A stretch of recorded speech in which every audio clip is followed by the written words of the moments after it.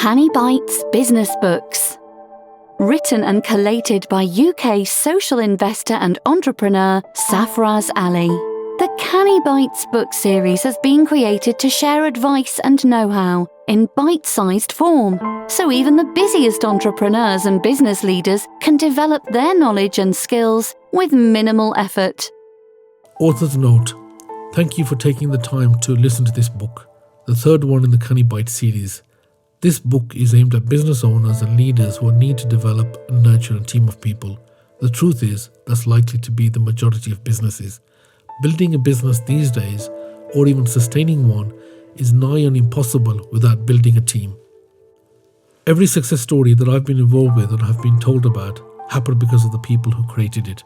Whatever their role in the business, people are at the heart of success. And that's largely why I felt compelled to write this book. The book is split into 3 areas, although there is considerable overlap across the components. Attract: how do I recruit the right people for my business? Retain: how do I create a high-performance culture that people are engaged with? How do I keep and engage the right people? Grow: how do I develop and grow the right people and in turn grow my business?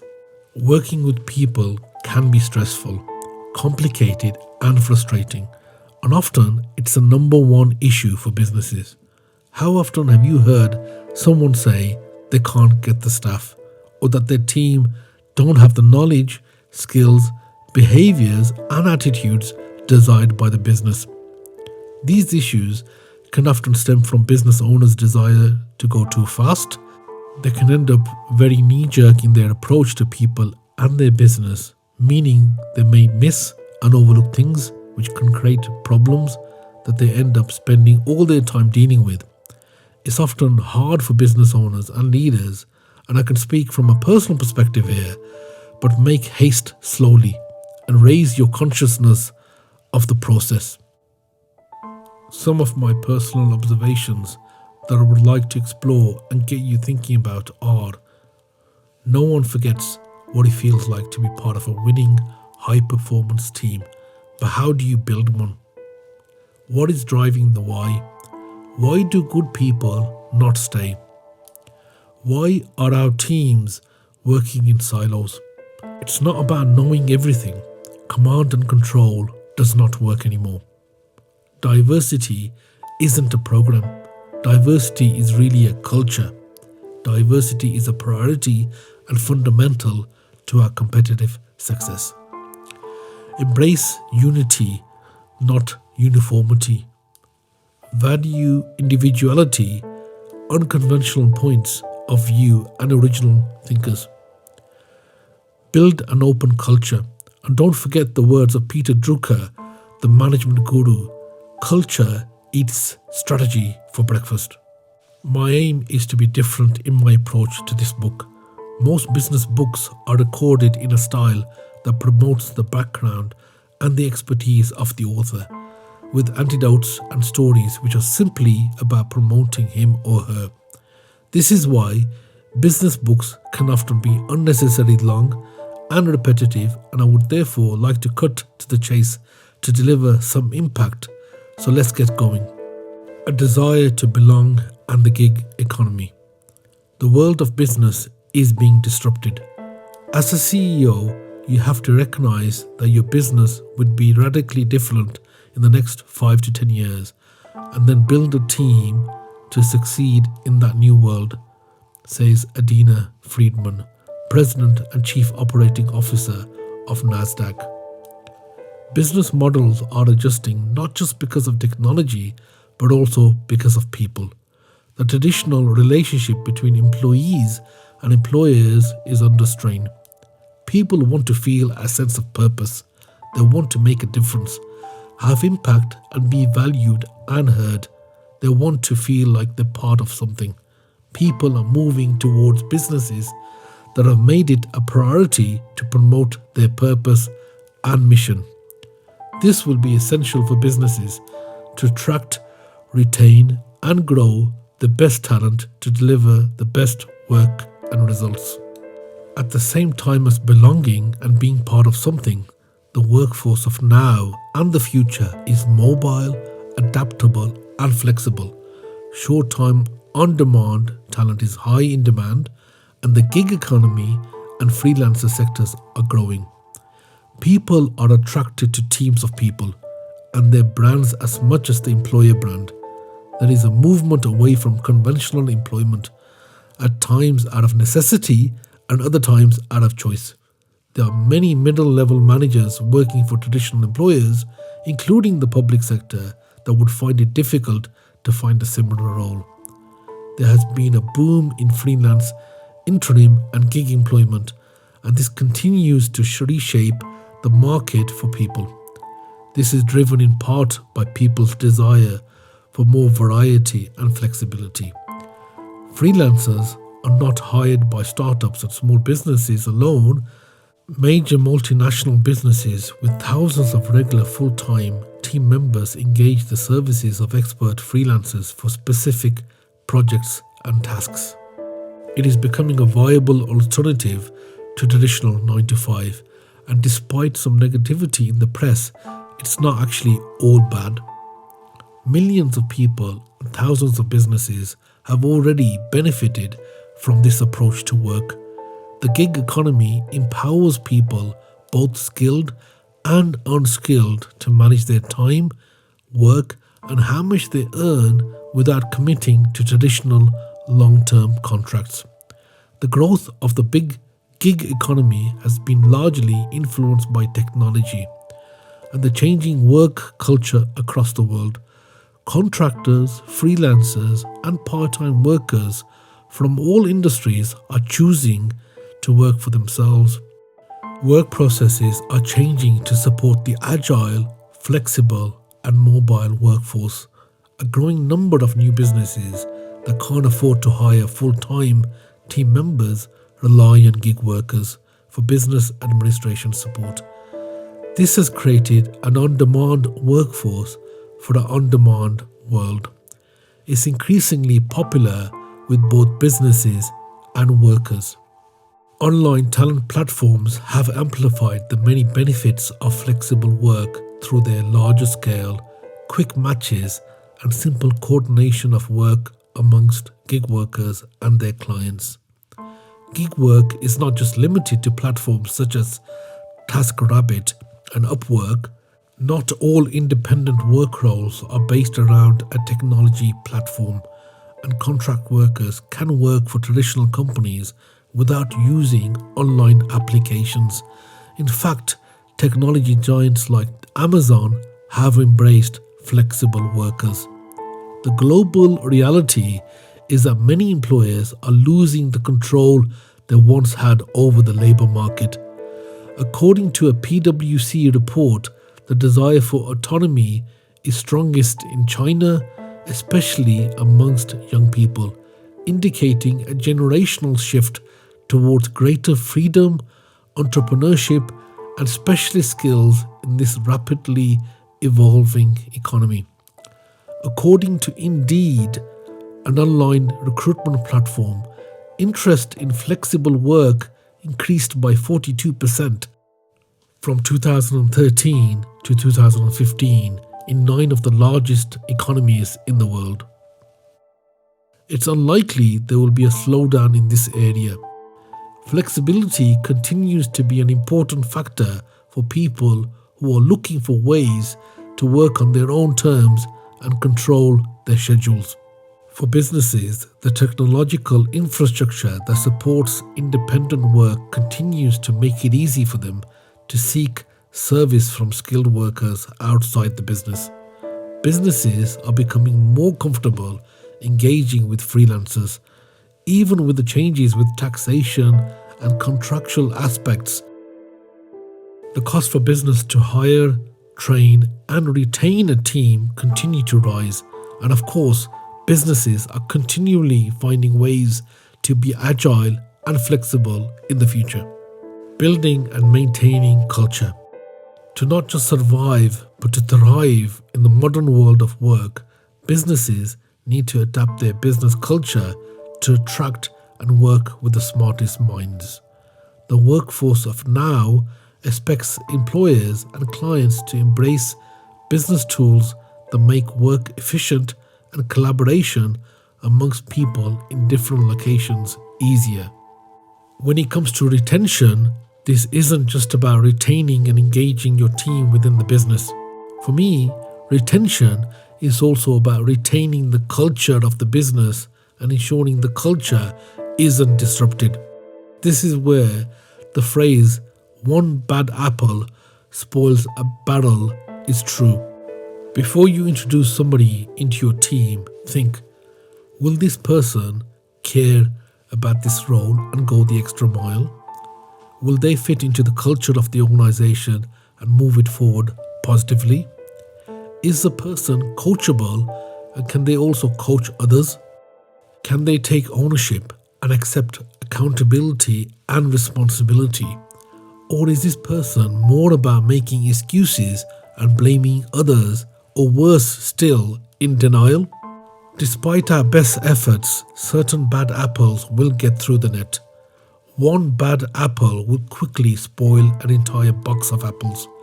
In every business, there is a person or sometimes several individuals who damage the business. At times, it is not completely obvious, as they may be initially unseen and unrecognized as the bad apples. This can be fatal if recognized too late. This person may have originally been seen as charismatic and admired as talented and successful. One of their talents is in self-promotion, bolstered by an ability to lie with practiced ease. This is not about scaremongering, but it's important to protect the culture of the business and exit them as soon as possible to retain the culture of growth within the business. Another challenge often grappled with within businesses at both an organization and individual level is bias. Biases are simply another term for the patterns of association in the files of our brain that have been set up to interpret the events and other matters that we encounter.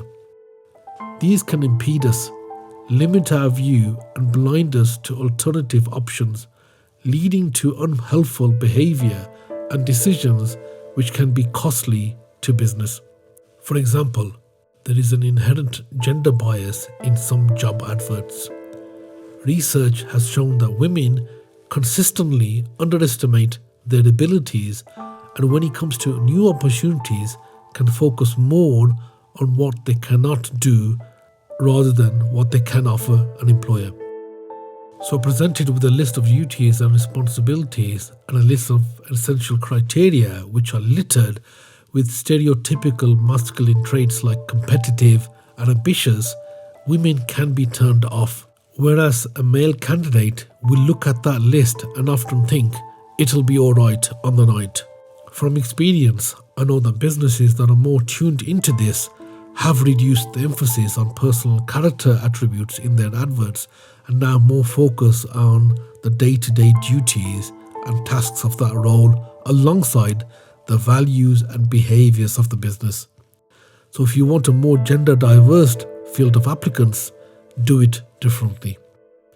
Much of the bias that we see in too many workplaces is unconscious. Much of the time, it exists simply because the existing workforce and management have never actually needed to think about certain issues. This can be as simple as the women's toilets being an afterthought, on a different floor to the men's toilet, or in a less accessible place. Or it can be there being no quiet, private space being available in which a religious observer would be able to pray. Perhaps the manager's office is upstairs, which makes accessing it impossible for a less physically able team member. Those with strong, determined personalities will perhaps look at obstacles like these and think, I will not be put off by this. And in the vast majority of cases, employers will want to accommodate and will be all too happy to change things like this. In the case of disability, it is the law that employers must make a reasonable adjustment to account for an individual's disability. Good employers will readily make any changes which are suggested by their team. They want them to feel happy and valued after all. But it can be often dependent on someone speaking out. From stated culture to unwritten rules. When it comes down to it, culture is the foundation of business success. A business culture is the combination of vision statements and values, combined with the harder to see norms, behaviors, languages, beliefs, and systems, often referred to as the business's unwritten rules. Unwritten rules are people's perception of this is the way we do things here. They drive people's behavior, yet they are rarely openly talked about. These unwritten rules can be positive or negative. Positive rules underpin teams that are positive, lean, and agile. On the other hand, if a team is not functioning well and there is a great deal of internal conflict, there is no doubt that negative unwritten rules will be in place. These unwritten rules are created in a number of ways. People watch what gets noticed. People watch what doesn't get noticed. And people watch for any differences in terms of what people say and what they actually do. Transparency is key and is often the most difficult thing for businesses to embrace. Transparent businesses encourage the business-wide flow of communication and information, which can range from simple team feedback to sharing profit and loss statements. Greater transparency brings together individuals and teams, putting everyone on the same page in taking forward the business's mission and vision. This is a proven strategy for enhancing performance and retaining talented teams. However, what I have found often is that instead of transparency, in many businesses, there is a closed approach to sharing and even intentional deceit with team members. In addition, instead of measurement and playing by equal rules, there is performance assessment based on subjective interpretation, and therefore bias again creeps in. The traditional signs of good culture are the core values of the business, the mission and vision statements, as well as the customer service standards. Where possible, a business's values and priorities should be so well ingrained that each team member can name them and be prepared to adapt them if necessary. A business is not a business without customers. Making the customer your top priority seems like common sense, and many managers assume that everyone knows that and works with the customer in mind. Actually, doing the things necessary to prioritize the customer within your business day after day is not so easy. Problems and issues get in the way. Failing to anticipate all the ways in which business communication and service interactions bear on the customer experience can cripple the efforts to satisfy clients. Open and inclusive communication is the final shared foundation of good business cultures, both top-down and bottom-up.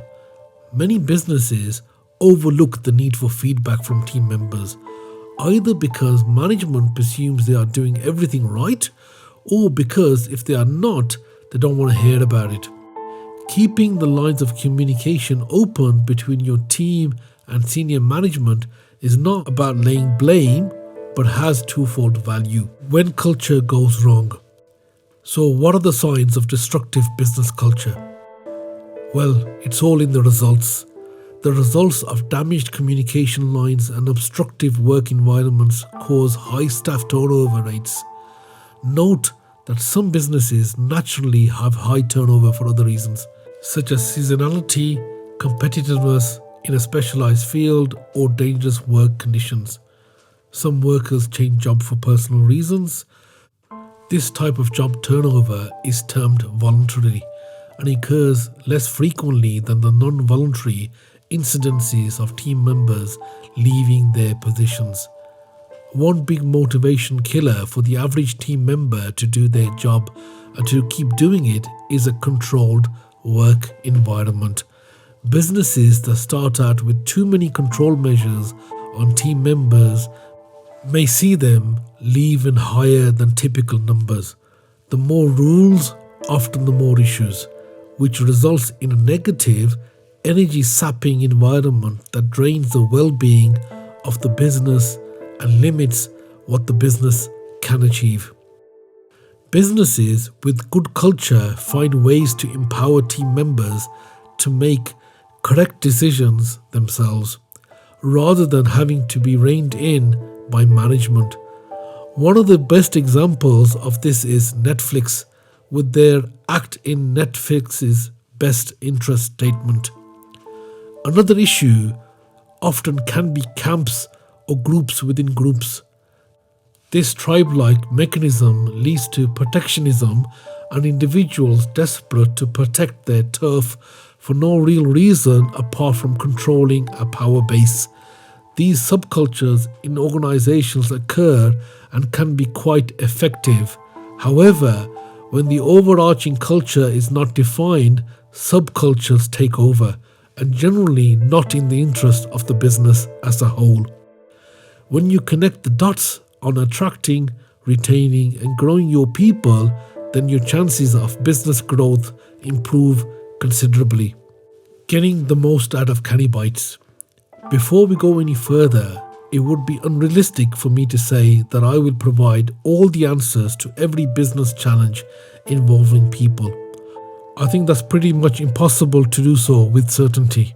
This book is, however, a carefully planned collection of techniques, strategies, and approaches that you can use to attract, retain, and grow your people and thereby grow your business. I do hope that you will listen and come back to the book as a source of reference and ideas. As with most books, you will take the most from the bites that you have the most connection with or need, so certain topics are bound to grab your attention more than others.